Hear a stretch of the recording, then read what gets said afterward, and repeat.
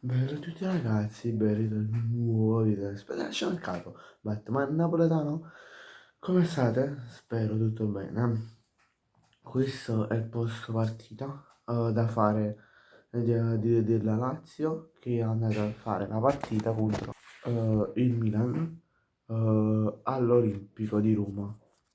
Finita per 1-0 da parte della squadra della Lazio. Diciamo tra virgolette, da molte virgolette, si sono andati a vendicare, sono andati a prendersi una rivincita della partita che hanno fatto contro il Milan, che hanno perso in campionato, che hanno perso in campionato. Se non sbaglio per 1-2-0, adesso non ricordo precisamente.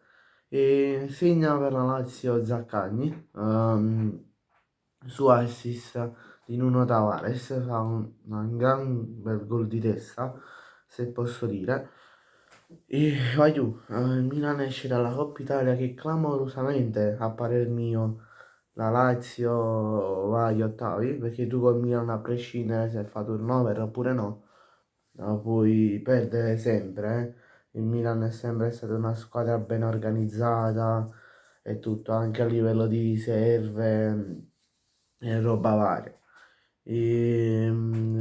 Allegri esce dalla Coppa Italia, quindi possiamo dire che si sta dedicando, specie che da oggi, cioè da domani, si dedicherà solo ed esclusivamente al campionato.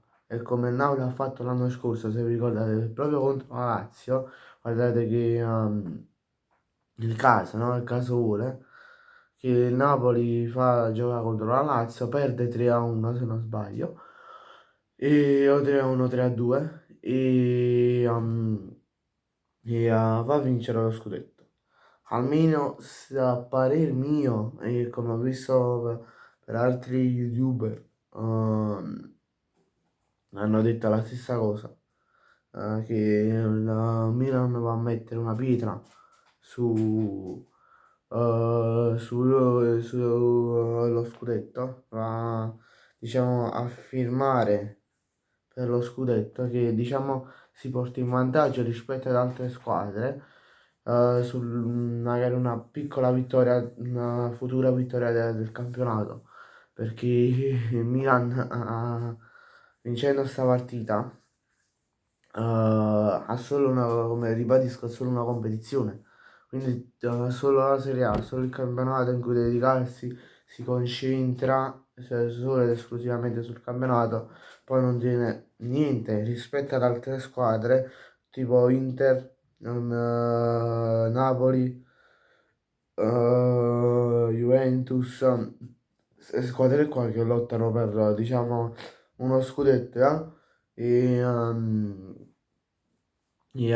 rispetto a un Milan che tiene una sola competizione rispetto a queste altre che hanno più competizioni.